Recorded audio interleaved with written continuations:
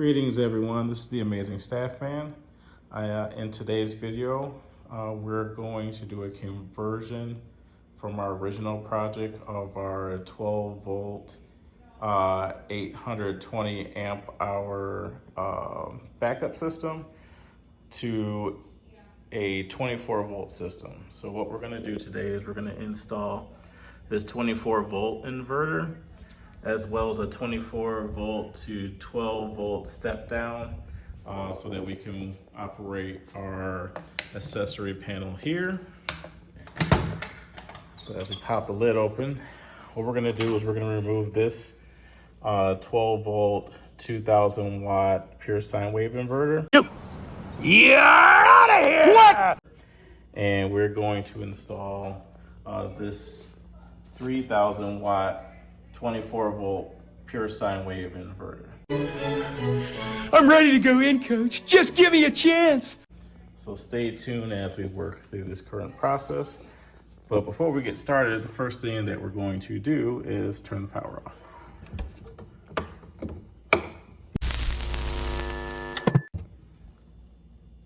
And just double check.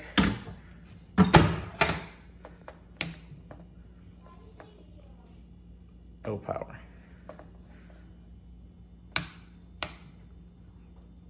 No power. Okay. I'm too weak. Oh, don't kill me, please.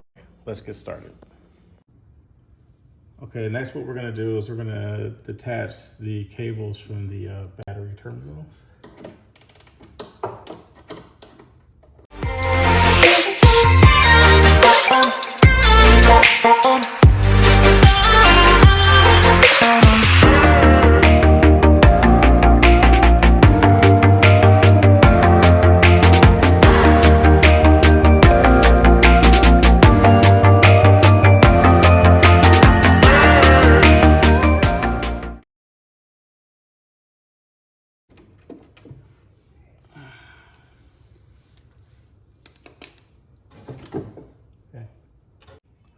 So next what I'll need to do is get a cable that's gonna go from the positive terminal from this battery to the negative terminal of this battery.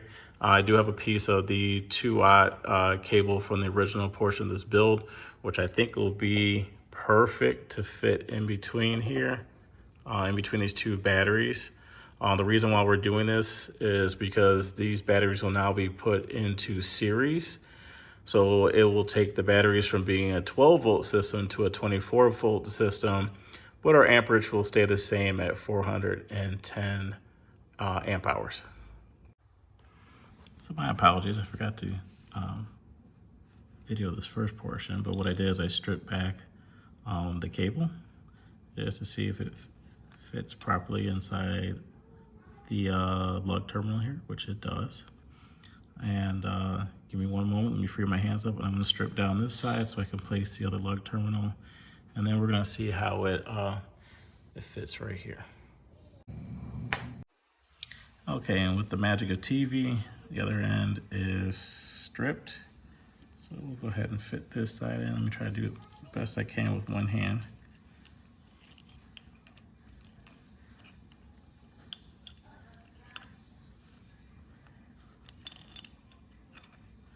Okay, looks like we got a good fit here. And before I crimp this down and put the heat shrink, let's just see without touching the terminals here. Looks like we essentially got a exact fit here.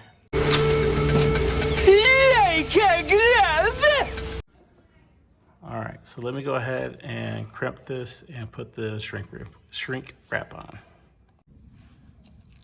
Once again, magic of TV. Got the terminals crimped on, so I'm just gonna go ahead and apply some heat to the heat shrink.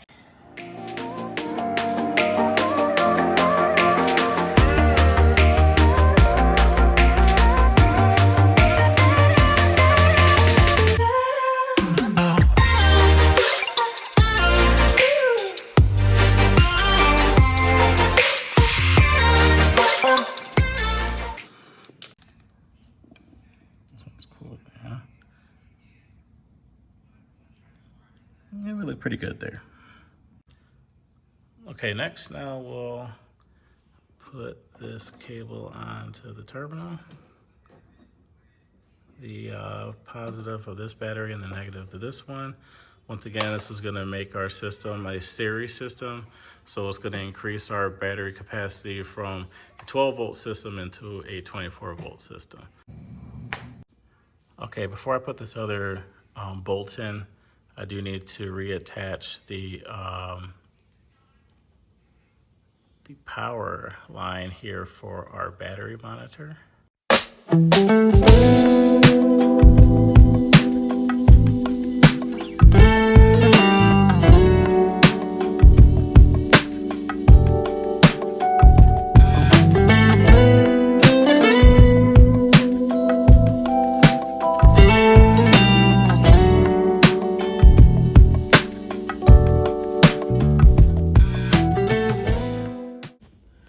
So as I mentioned in the beginning of the video, we're going to do a 24 volt to 12 volt step down system for the fuse panel, which controls the outlets in front here.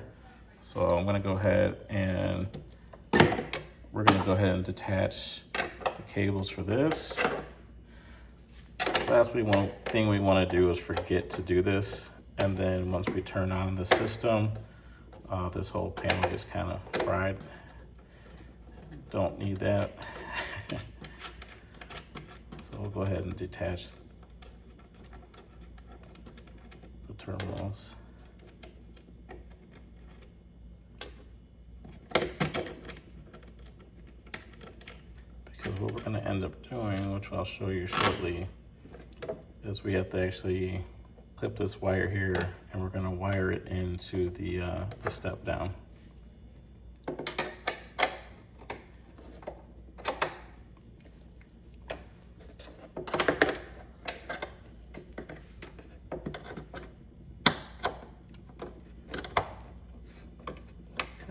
Awkward angle here. I think we can get it started.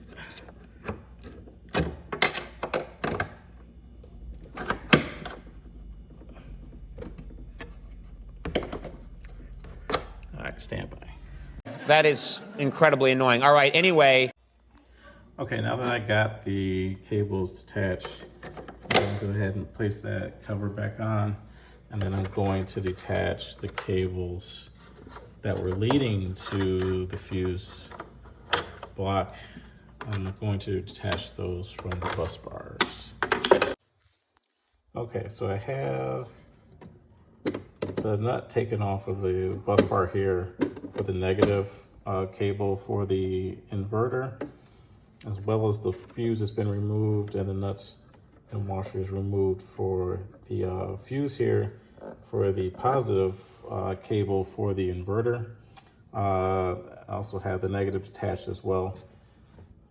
So next step I need to do is just unscrew the screws that are holding in the inverter. And voila, the inverter has been removed. And next we're gonna take the new inverter, this 3000 watt, 24 volt pure sine wave inverter by Joki, I'm assuming. It's a Chinese company. So we're gonna try, I shouldn't say try to see how it fits. I actually measured it ahead of time. But I wanna see where we're gonna have to make some minor adjustments. I'm gonna have to move this fuse block probably over slightly. But I still want it to kind of rest flush against here. So yeah, I am gonna have to move this fuse block holder over, and it appears I may have to move this negative bus bar back just slightly. So let's see what we got here.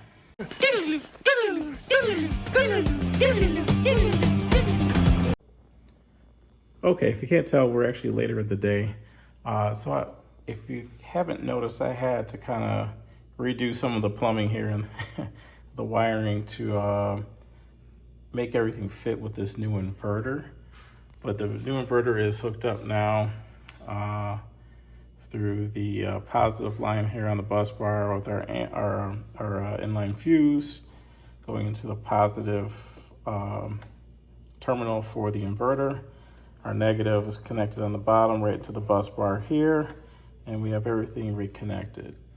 So the next step, what we're going to do is going to be the 24 volt to 12 volt step down. So that will be what we'll add next.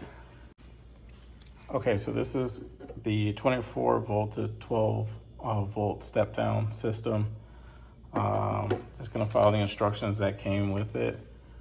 This looks like the black and red wires on this side here are what we're going to attach to the bus bars here, to the positive and negative bus bars. And then the other two cables, the black and the yellow, these will be added to the load, or in our case, it's going to be the fuse block. So the yellow cord here will actually go to the positive terminal, and then the black one will go to the negative. Okay, so we have now installed the 24 volt to 12 volt step down system. So it's connected to our power, which will be the positive bus bar here and our negative bus bar here, right there. And then we've also connected to the load, which is the fuse panel here. Okay, so the next thing we're going to do is we're going to test the battery setup just to make sure it's in 24 volts before I flip the switch. I don't need any kind of surprises, so we're going to go ahead and test it out. I have my multimeter here, so let me do my best that I can do with one hand. So we'll set that there, and then I'll touch positive here, and we're good. And it is gone! It's gone! It's gone! Okay, so moment of truth, we're gonna go ahead and hit our power switch.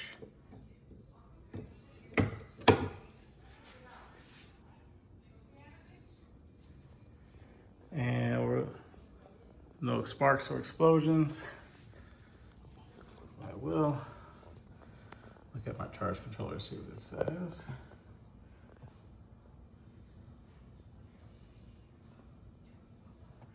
Yes! Yes! It's reading the battery now. There's no PV coming in, so no solar coming in at the moment. So saying the battery is at 27.5 volts. Now, when I hit the switch panel with our step down system, this should still be in like the 12 to 13, possibly 14 volt range.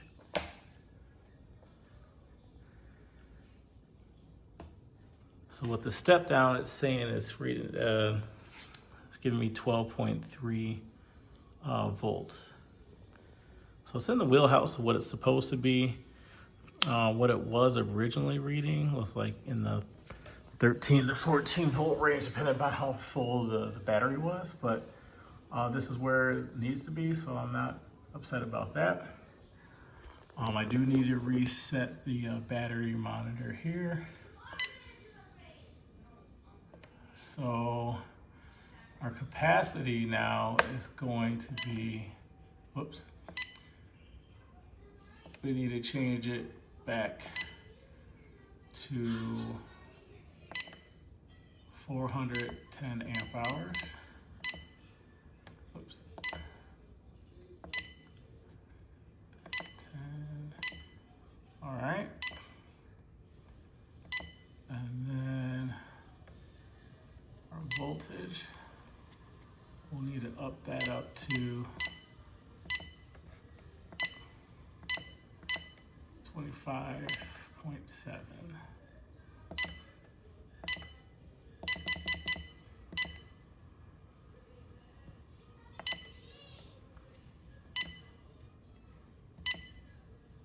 And this will increase to 13.5.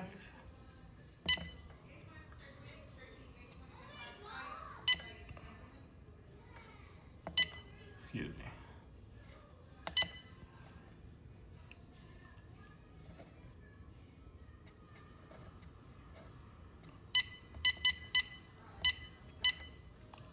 All right.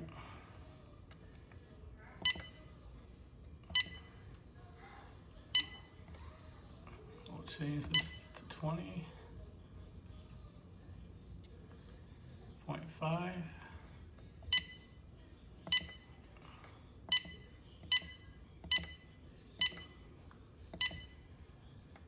Oops.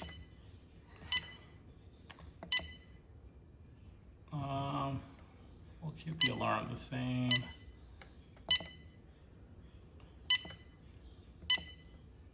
All right.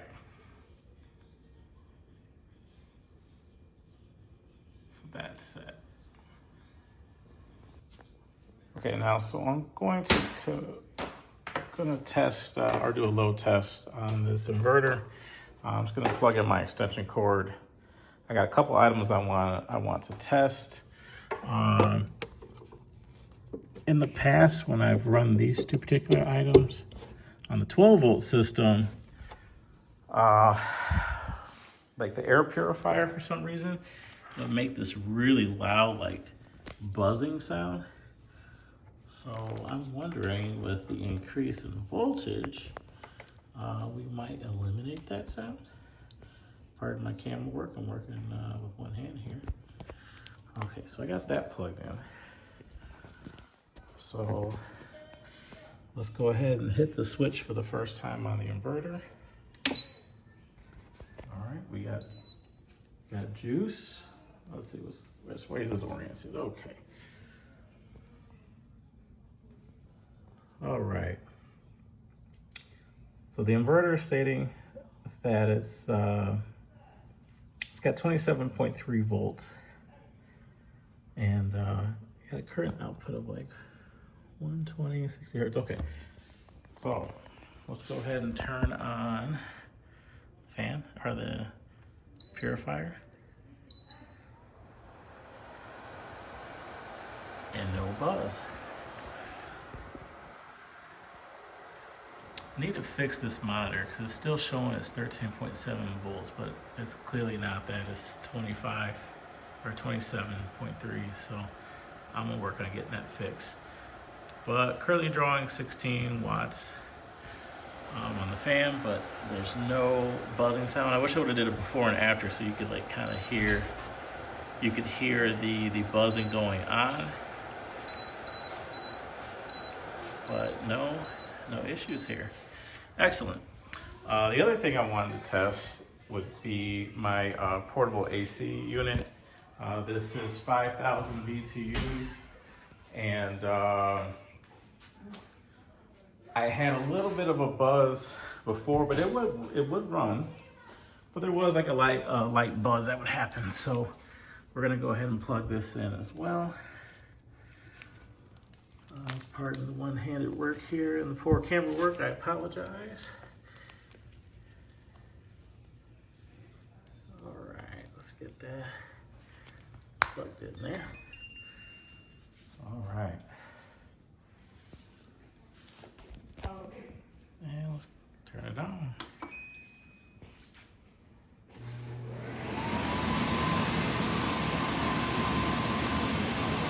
No buzz there either.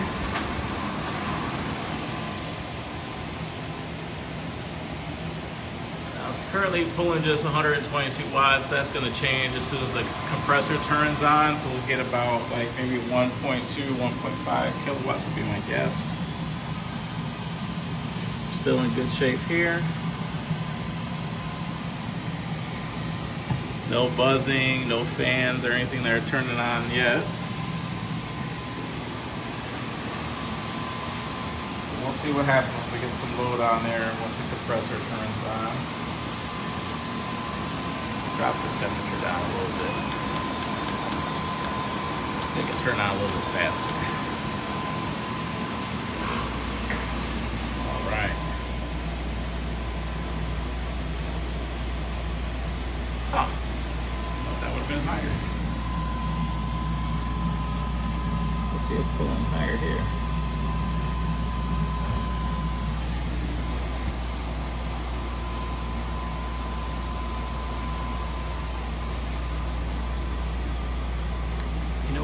think this, well, maybe not, I'm not sure. But we definitely are pulling about 28 amps. That's accurate. It'll be about a 2-point difference, 2-volt difference between the inverter and the battery monitor.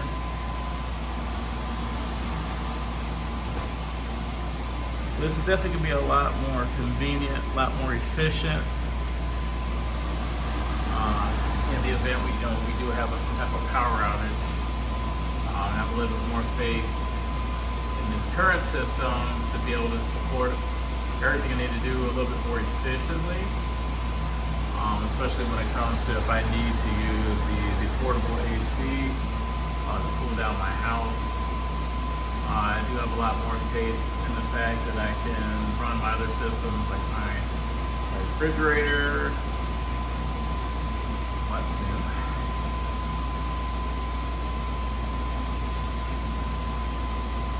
Let's look into this.